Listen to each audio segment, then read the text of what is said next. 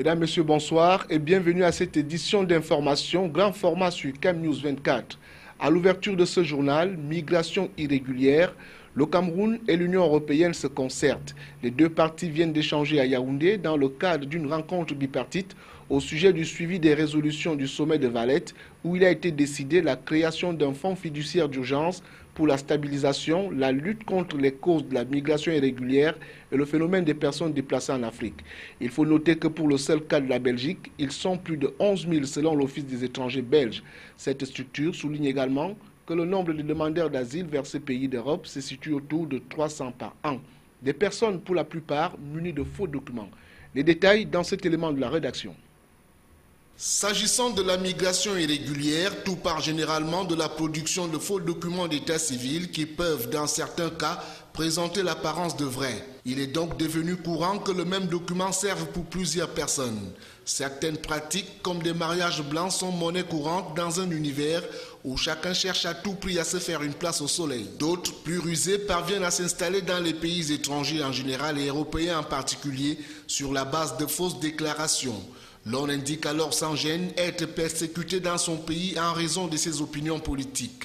Un phénomène qui avait pris de l'ampleur avec l'appui de certains médias qui n'hésitaient pas, contre espèces sonnantes et trébuchantes, à publier des articles dans ce sens. L'autre astuce des demandeurs d'asile est la persécution pour cause de pratiques d'homosexualité, une pratique non reconnue dans de nombreux pays du continent africain dont le Cameroun. La sécurisation du système d'état civil qui devrait par ricochet entraîner la sécurisation de la nationalité camerounaise menée depuis quelque temps par les pouvoirs publics avec le concours de nombreux pays dont la France, à travers le projet Civipol, vise à réduire dans la mesure du possible les sorties illégales du Cameroun et l'installation clandestine de ses fils et filles dans les pays étrangers. À cette sécurisation du système d'état civil s'ajoutent d'autres actions entreprises par les pouvoirs publics, tant dans les domaines de la formation de la jeunesse, par ailleurs la principale touchée par le phénomène des migrations, que par la mise sur pied de structures et de mesures permettant de résorber le chômage avec la création des emplois décents pour les jeunes.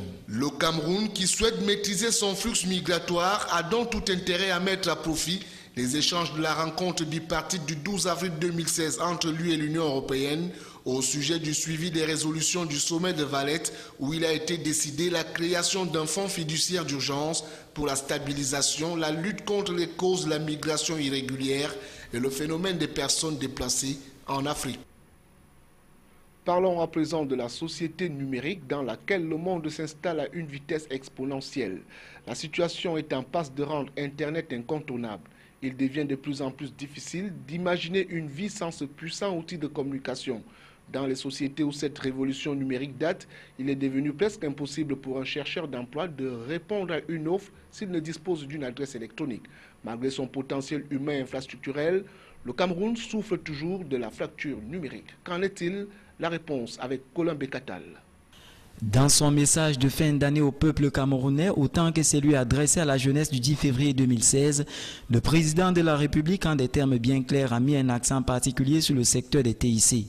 Pour Paul Biya, les TIC apparaissent comme l'un des leviers indispensables pour l'industrialisation du Cameroun. Les propos du chef de l'État se résument en fait à l'utilisation d'Internet, mais beaucoup plus Internet à haut débit. Sur ce plan, les experts pensent que le Cameroun a encore du chemin. La fracture numérique du pays se nourrit de l'insuffisance d'un réseau backbone national en fibre optique, de la faiblesse d'accès aux câbles sous-marins en fibre optique et l'absence des points d'échange Internet et de centraux téléphoniques de nouvelle génération. La pose de la fibre optique sur un linéaire de 6000 km est en effet encourageante, mais il faut parachever ce projet en construisant les 4000 km restants. La connexion des administrations et des ménages aux terminaux de la fibre optique est aussi d'une nécessité urgente. Internet à haut débit n'est possible que grâce à la mise en place des infrastructures à la hauteur de la large bande. Il faudra également penser au maillage du territoire par les 5 câbles sous-marins qui seront bientôt installés, la disponibilité d'une énergie électrique suffisante. Pour véritablement rattraper notre retard au plus vite, il faut renforcer le backbone national de fibre optique pour garantir l'accès universel à Internet aux services numériques. À À travers des politiques publiques véritablement incitatives, les pouvoirs publics doivent stimuler à la production et l'offre des contenus numériques. Une révision du code des investissements est nécessaire pour intégrer la réalité des start-up et leur permettre de bénéficier des investissements. L'administration doit faire son aggiornamento pour opérer une mutation numérique. De manière générale, il faut promouvoir une culture numérique dans les actes de la vie quotidienne. Cette éducation à l'économie numérique doit questionner la nécessité de réformer des programmes scolaires et universitaires actuels. Il faudra en définitive songer à garantir la cybersécurité des échanges à travers la protection des données individuelles et la lutte contre toute forme de cybercriminalité. Le Cameroun, dont le nombre d'utilisateurs d'Internet représente 20% de la population avec un taux de contribution des TIC au PIB de 5%, est classé parmi les pays à faible score en matière de pénétration d'Internet des TIC. Le géant de la sous-région Afrique centrale gagnerait à copier l'exemple du Rwanda où toutes les administrations du pays sont en train d'être digitalisées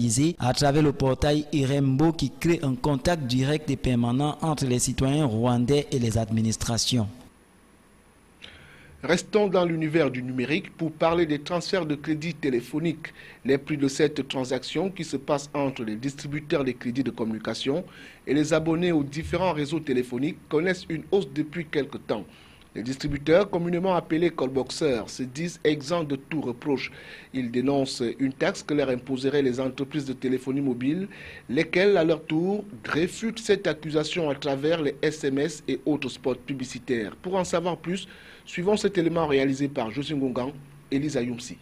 Ils sont nombreux à avoir trouvé des raisons pour justifier le fait qu'une quelconque taxe leur a été imposée au moment de l'achat de crédits de communication par ces entreprises de téléphonie mobile basées au Cameroun. C'est donc pour compenser cet ajout que les revendeurs de crédits de communication se sont trouvés dans l'obligation de combler ce gros manque avec des montants allant de 25 francs à 50 francs CFA pour celui qui souhaiterait effectuer une transaction allant de 500 francs CFA de crédit de communication ou plus dans l'optique de voir leurs revenus accroître. Même si les consommateurs se sont laissés tout de même surprendre par cette nouvelle qui pour eux reste anormale, ils exigent tout de même des explications de la part de ces entreprises de téléphonie mobile. Et on augmente sans toutefois avertir à la population, c'est pas bien. Et il faudra que le gouvernement prenne note de tout ça. Ils font les augmentations sans toutefois aviser. Ça c'est un truc qui doit être préparé. Et MTN, que ce soit Nestlé et Orange, doivent s'entendre pour pouvoir donner un vil prix. S'il est clair que la nouvelle n'a pas fait l'unanimité, il convient de relever que certains commerçants de crédit de consommation se sont réjouis de cette légère augmentation qui venait ainsi booster le gain journalier déjà minable et croisent les pouces afin que cela perdure. Ça ne me fait pas du tout de débourser une somme de 200 et puis on me demande encore 25 francs. Vraiment, moi, ça sonne mal dans ma tête. Chose de courte durée puisque ces entreprises viennent de siffler la fin de la récréation via des messages indiquant les prix de transfert de crédit de communication ne sont frappés d'aucune taxe. Dans le secteur de la réclame, l'on nous apprend que du toucher à la vue, la publicité s'adresse à tous nos sens. Bien qu'indispensable à l'économie, la publicité connaît des dérives au Cameroun. Annonces mensongères, implantation anarchique des affichages et messages équivoques des teasings. Bien plus que la signature des contrats de régie, la rédaction en appelle au sens de responsabilité de tous les acteurs de ce secteur. Plus de détails avec Colin Bekatal. La publicité en termes simples est le moyen universel par lequel le message du producteur atteint le consommateur. Le message publicitaire, pour atteindre son objectif, s'adresse à tous les sens et revêt des formes variées. Et comme partout ailleurs, la réclame est en effet un des socles sur lesquels se repose l'économie camerounaise. Malheureusement, elle n'est pas exempte de dérives. Le secteur de la téléphonie mobile, par exemple, répète à longueur de journée des slogans élogieux sur l'existence de plusieurs G.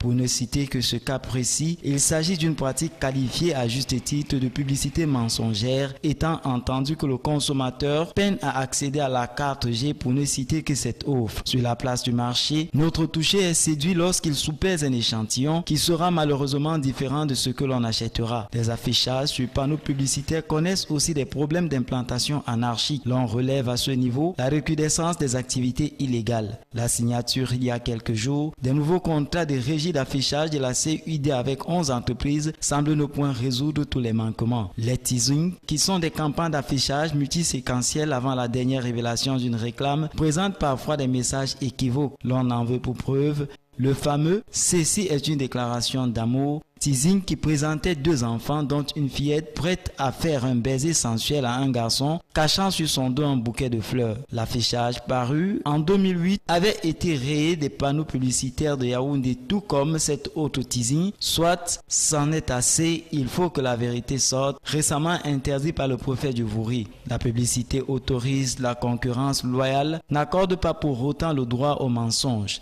Elle porte du fruit dans la légalité et contribue à la beauté des villes avec un peu de responsabilité. Un teasing entretient la curiosité du public mais requiert un certain doigt. Tout autre chose à présent, faire de la pâtisserie avec une farine autre que celle à base de blé, ce doux projet n'est pas impossible à réaliser. Il faudrait même fortement y penser, surtout dans un contexte où la farine de blé impose sa loi tarifaire, ressentie au bas de l'échelon sur le coût de la baguette de pain chez le boutiquier du coin. Alors, peut-on espérer consommer une pâtisserie faite à base de maïs, de manioc ou de patates? La réponse, c'est dans cet élément que signe Sonia Mafotine. La farine, poudre obtenue en broyant et en moulant des céréales ou d'autres produits alimentaires solides, souvent de légumineuses ou autres plantes, est l'un des principaux éléments de l'alimentation de plusieurs peuples dans le monde.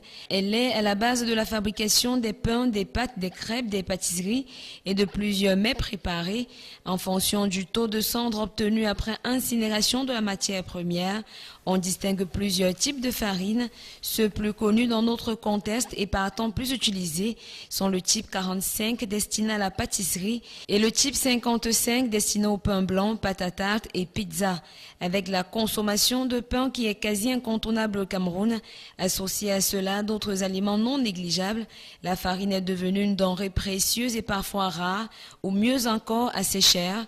L'on se souvient qu'en 2015, les industries meunières opérant au Cameroun avaient résolu d'augmenter significativement les prix de la farine suite aux mesures fiscales face auxquelles elles étaient confrontées, notamment le doublement du minimum de perception de l'impôt sur les sociétés.